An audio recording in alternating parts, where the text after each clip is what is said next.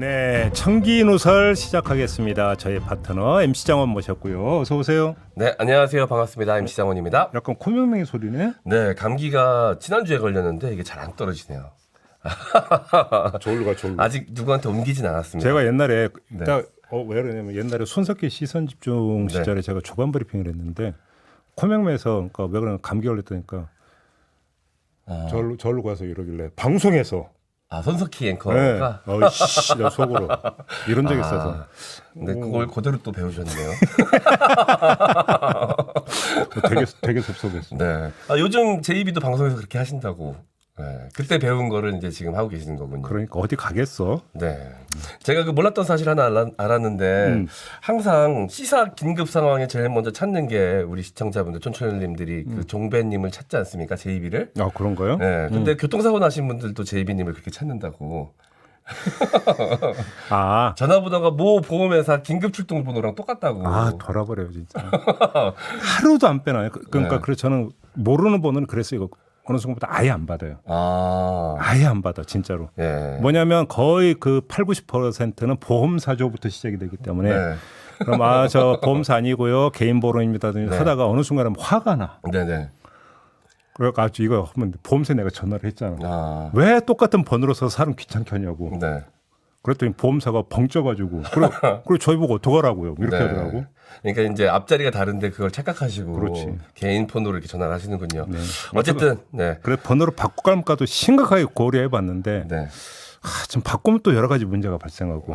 좋은 번호라서 아깝습니다. 네. 어쨌든 여러분들의 든든한 시사보험 JB의 천기누설 시작하겠습니다. 시작하죠. 네. 국민의힘이 뭔가 스타트가 끄는 것 같죠. 당권 네. 경쟁 시작이 되고 있는 것 같습니다. 그러면서 여러 가지 어지러운 양상들이 나타나고 있는데 뭐 한동훈 장관을 차출해야 한 해 만에 각양각색 목소리 나오고 있고 네. 윤핵관 사이에서도 지금 설전 벌이고 있다는 거 아닙니까? 네. 뭐 장제원 의원 대 정진석 비대위원장 간 설전 벌어졌고 네. 또 신윤이라고 하는 윤상현 의원하고 장제원 의원 설전도 있었고 네. 여기다가 관저 만찬을 둘러싸고 또 엇갈림이 있었죠. 김기현 의원은 가고 안철수 의원은 못 가고 네. 뭐 여러 현상에 대한 여러 해석이 나오고 있는데 한마디로 정리하면 되게 어지럽다. 네. 근데 그냥 어지러워 보이는 것뿐인데 왜 어지러워 보이느냐? 안경을 잘못 맞췄다. 안경을 잘못 맞췄다고요? 그렇죠. 도수가 안 맞은 건가요? 도수가 안 맞았다. 네. 핀트 설정을 잘못했다. 이런 이야기가 되는 건데 네. 왜 그러느냐? 제가 볼 때 이것의 주인공은 당권 주자들이 아니에요. 근데 주인공이 당권 주자들인 것으로 착각을 해서 네. 그 주자들의 일거수일투족을 따라다니니 네. 얼마나 어지럽겠어요. 저도 그래서 요즘 좀 어지러웠군요.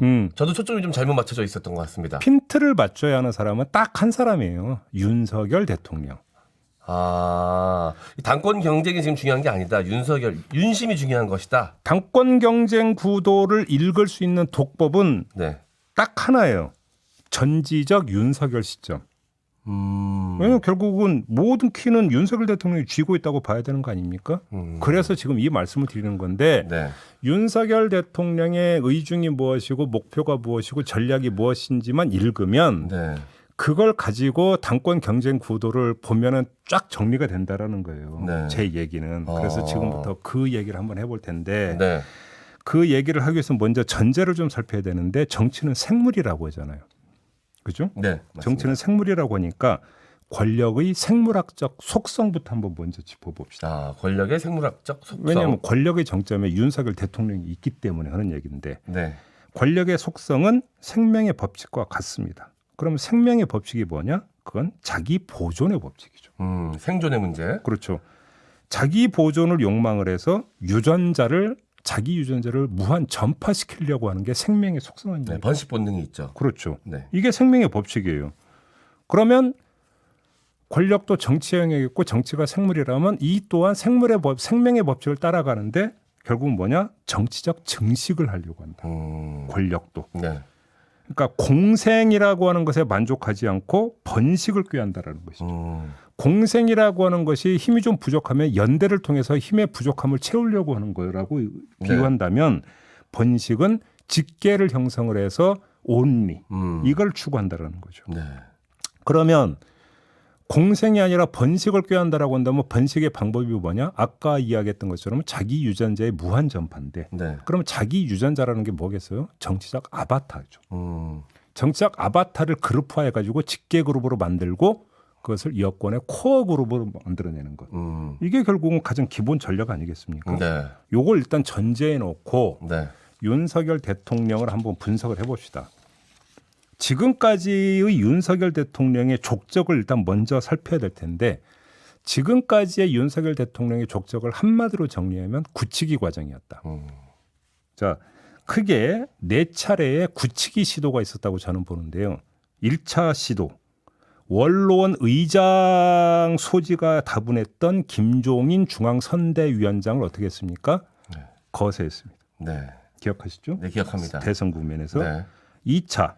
대선이 끝나자마자 잠재적 태클러 소지가 있었던 유승민 전 의원이 경기도지사에 출마한다고 하니까 네. 인수위 대변인을 맡고 있던 김은혜 네. 의원을 투입을 해서 네.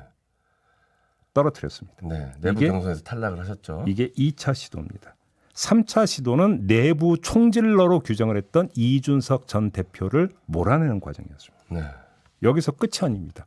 또 하나가 있었습니다. 윤석열 정부 출범 후에 대통령실에 있던 사람들을 대거 정리한 적이 있었습니다. 네. 기억하시죠? 네. 이른바 호가호의 소지가 있었던 이른바 윤핵관 그룹들이 심어놨던 사람들을 쫙 정리해버리는 일련의 과정이 있었습니다. 네. 여기까지 포함하면 모두 4차례의 시도가 있었습니다. 그러네요. 이 4차례의 어떤 시도를 하고 이 4차례의 고개를 넘으면서 결국은 여권 내 유일 권력을 구축했다. 이게 지금까지 윤석열 대통령이 걸어온 족적이다. 이 4차 시도는 모두 다 성공적으로 마무리됐다라고 일단 보시는 거죠? 그렇죠. 그렇게 봐야 되는데 그럼에도 불구하고 불안 요인은 남아있다. 그게 뭐냐? 그 상징적 사례가 하나 있는데요. 바로 한남동 관저 만찬입니다. 네. 많은 사람들은 한남동 관저 만찬을 보면서 그 유일 권력을 더 굳히기 위한, 더 굳게 하기 위한 일련의 과정으로 이해를 하던데요. 그 점이 분명히 있습니다. 네. 그런데 역측면도 있는 게 뭐냐면 한남동 관저에서 만찬하고 나면 거의 실시간급으로 정보가 새어나가는 현상이 발생하고 있습니다. 네. 그죠? 예. 왜 그러냐? 한편으로는 유일 권력의 여권 인사들이 의지하면서도 네. 또 한편으로는 그 권력을 자기 입지 다지기에 이용하고 있다라는 거죠. 그렇지 않습니까? 이게 이 정보가 누수될 거라는 거를 이게 혹자들은 권력 누수다, 리더십 부재다, 이게 몰래 만찬 가진 건데 이게 왜 언론에 노출이 되느냐라고 생각했는데 어떻게 보면 윤석열 대통령이 이걸 의도하고 아니죠. 이걸 이용할 수도 있다 이런 아니죠. 말씀이신가요? 그게 아니라 네. 윤석열 대통령에 대해서 정말로 충심이 만땅이었고 네. 더 나아가서 무서워했다면 네. 자가 발전하면서 언론에 그 만찬에 참석했던 사람이 흘리겠느냐라는 거죠. 아니라는 거거든요. 네네. 그러니까 윤석열 대통령의 권력을 이용하고 있다. 이용하고 있다 오히려. 오히려 그리고 그 이용자가 누구냐? 윤석열 대통령과 공생하고 있는 연대 세력의 멤버들이라는 겁니다. 이렇게 놓고 네. 본다면 충심보다는 용심, 용심. 이용하고자 하는 마음이 우선시되는 현실이 지금 확인이 되고 있다. 그런 점에서 권력의 힘이 아직 완전히 완성된 게 아니라는 거죠. 그런 점에서. 네. 근데 만약에 이런 상태에서 만약에 권력의 힘이 조금 빠지면 그때는 어떻게 되겠습니까? 더하면 더했지 덜하지 않을 거 아닙니까? 그렇겠죠. 그 순간에 어떻게 되냐면 권력은 모래성이 되어버린다. 수혜자 입장이 아니라 사용자 입장에서 접근하고 있을 수 있다. 그렇죠. 바로 그거죠. 이렇게 놓고 보면 아직 완성된 유일 권력은 아니다. 네. 라고 봐요. 이해가 됩니다. 이해되시죠? 네. 그래서 그럼 앞으로의 윤석열은 어떻게 되는 것이냐. 이걸 짚어봐야 되는데요. 여기서 윤석열 대통령 입장에서 누가 뭐라 해도 가장 큰 고비이자 분수령은 총선이에요. 네. 그러니까 이 총선이라는 계기가 공생이 아닌 번식을 꾀할 유일무이한 계기다. 네. 라고 봐야 되는 거죠. 네. 윤석열 DNA를 가진 사람들을 대거 공천해서 국회의원 배지를 달고 당에 돌아가게 만들어서 당을 접수하는 거죠. 이렇게 하면 네. 집권 후반기에 안정적 국정 운영 기반을 다지고 네. 여권 내 도전 여지를 차단을 하고 네. 궁극적으로는 권력 재생산의 기틀을 다질 수 있다. 이렇게 보는 거 아니겠습니까? 네네. 사실 이거는 윤석열 대통령만의 독창적인 접근법이 아니라 네. 이전 어느 대통령도 다 어떤 시도했던 접근법이에요. 네. 그래서 이거는 거의 ABC에 해당이 되는 거다. 네. 예를 들어서 그래서 역대 대통령들이 다 시도했는데 그 대표적인 사례가 뭐예요? 원조 청와대 비서그룹. 네. 그러니까 일정하게 거기서 이제 그 청와대에서 같이 일을 하다가 총선이 다가오면 대거 공천을 주죠. 네. 청와대 인사들뿐만 아니라 원조 내각 네. 장차관들까지. 그래서 이른바 대통령 직계 그룹을 정당에 이제 진출을 시키지 않습니까? 네. 그러면서 정당 안에 직계 그룹을 형성해 들어가는 것들은 역대 대통령 누구나 다 시도했던 거예요. 그러니까 윤석열 대통령도 바로 이런 전통을 따라가려고 한다고 봐야 되는 거죠. 네. 그렇죠? 네. 특히나 윤석열 대통령은 이전 어느 대통령보다도 그 필요성과 절박성이 더 크다고 봐야죠. 왜 그러냐면 이전 대통령들은 정당에 몸담고 정치 활동을 하다가 청와대로 갔던 분들이지만 네. 윤석열 대통령은 정당 활동이 전혀 없는 상태에서 용산으로 직행하는 케이스이기 때문에 당내 기반이었거든요. 그렇죠. 그래서 그 필요성이 더하면 더이지 결코 덜하지가 않은 것이기 때문에 총선에 목숨 걸려 할 것이다. 네. 라는 것이죠. 바로 이 지점에서 차기 당대표 문제가 발생하는 거예요. 아. 바로 이 지점에서. 그러니까 지금의 윤핵관도 사실은 아까 이제 이 번식의 비유를 하셨으니까 실제로 배 아파서 낳은 자식이 아니라 약간 입양 느낌이어서 연대 공생 세력이죠. 그러니까 이게 친자들로 이제 의회 세력을 좀 구성하고 싶은 거군요. 그렇죠. 아. 쉽게 얘기하면 지금의 윤핵관들이 정치적 사촌이라면 네네. 지금은 이제 직계 비속, 비속. 직계 비속을 이제 구축해야 네. 되는 시점에 왔다라는 건데 아. 그래서 결국은 그러려면 총선이라는 계기를 네네. 활용해야 되고 총선에서 공천권을 확실하게 행사를 해야 된다라는 네네. 건데 네. 바로 그러면 여기서 바로 요번에 그 선출되는 당 대표가 그래서 중요하다라는 거예요. 아. 윤석열 대통령 입장에서 당 대표에게 부여해야 하는 미션이 뭐냐면 네. 유능한 출산 도우미로서 확실하면서도 탈이 없는 공천을 행사하는 거예요. 누가 뭐라 해도 이게 제일의 어떤 임무예요. 네네. 그러면 이런 역할을 하기 위해서 차기 당대표에게 필요한 요건이 몇 가지가 있어요. 윤석열 대통령 입장에서. 네네. 첫째, 자기 정치를 하지 않을 사람이어야 돼요. 자기 정치를 안 할 사람. 더 구체적으로는 차기 대권을 노리는 사람이면 안 돼요. 아. 왜 그러면 그런 사람이 이번에 대표가 되면 자기 사람을 심으려고 할 거예요. 그렇겠죠. 그러면 오히려 이것이 직계 그룹을 형성하는 게 아니라 오히려 그룹이 나눠져 버리면서 네. 불안 요인이 발생하는 것이기 때문에 네. 절대 불가예요. 자기 세력화 가능성이 있는 사람은 안 될 것이다. 절대 불가. 윤석열 네. 대통령이 절대 불가일 거다. 네. 그럼 떠오르는 사람이 누구 있어요? 유승민, 음. 안철수, 나경원. 네네. 이런 사람들은 이 범위 안에 들어가는 사람들이거든요. 네네. 제가 볼 때는 아닐 것이다. 최소한 윤석열 대통령 입장에서는 당신이 그러니까 저기 당권을 잡았으면 좋겠습니다. 이 얘기 절대 나올 사람들이 아니다. 이게 첫 번째 요건. 네. 두 번째, 당내 사정과 당무에 능통한 사람이어야 돼요. 그래서 그렇죠. 누가 보더라도 확실한 윤석열 공천을 밀어붙이지만 또 정치적인 탈을 최소화하면서 밀어붙일 수 있는 사람이어야 돼요. 그러니까 말 그대로 정치 9단까지는 못 간다 하더라도 7, 8단은 되는 사람이어야 되는 거예요. 어느 정도의 정치력을 갖추고 있어야 한다. 그렇죠. 이렇게 놓고 보면 한동훈은 아니에요. 그렇죠. 한동훈 장관도 사실 의회 경험은 전혀 없으니까요. 여기에 한동훈 장관이 지금 당대표가 될 수 없는 이유가 여기서 나와요. 네. 그죠? 한동훈 장관이 공천장을 받았지 공천장을 주는 사람이 되기에는 문제가 있어요. 그래서 아직 준비가 안 됐다라는 표현을 윤석열 대통령이 쓰셨군요. 그러니까요. 네. 그다음에 또 한 가지는 이거는 플러스 알파에 해당하는 요인인데 네. 총선 승리를 이끌 수 있는 그만큼의 대중적 위상과 능력을 갖춘 사람이면 금상첨화예요. 그렇지 않겠습니까? 네. 당연히 그렇겠죠. 바로 이 문제 때문에 수도권이냐 영남이냐를 놓고 지금 국민의힘 안에서 논란이 벌어지고 있는 거 아니겠습니까? 네. 바로 이 점 때문인데 근데 제가 볼 때 이 문제는 이 요건은 앞의 두 개에 비해서 후순위예요. 왜냐하면 그보다 공천이 일단 더 중요하고 네. 이 문제는 총선 즈음이 되면 중앙 선대위를 꾸리고 외부 영입이든 뭐를 해갖고 간판을 만들어낼 수가 있어요. 네. 그래서 당 대표가 조금 대중적 어떤 위상이 떨어진다 하더라도 그걸 보충할 수 있는 여지는 있는 거거든요. 네. 그렇게 근데 이왕이면 그것까지 갖추지면 더 좋다라고 하는 점에서는 금상첨화이지만 반드시 필수 요건은 아니다. 네. 이건 선택 요건이지 필수 요건은 아니다. 네. 이렇게 말씀을 드려야 될 것 같고요. 네.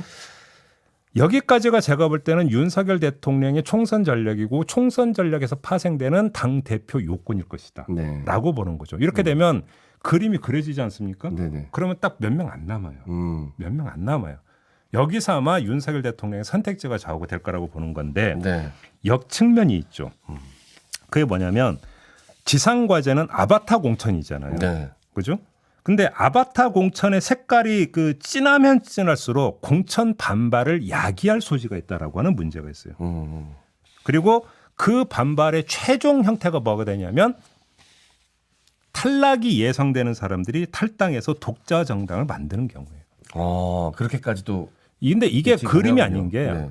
단적인 예가 2008년에 2007년에 대선이 있었고 넉 달 뒤에 2008년 4월에 총선이 있었잖아요. 네. 그때는 이명박 정부가 갓 출범한 상태였음에도 불구하고 이상득 의원은 출마하면 안 된다라는 공개 집단 성명이 나온 적이 있어요.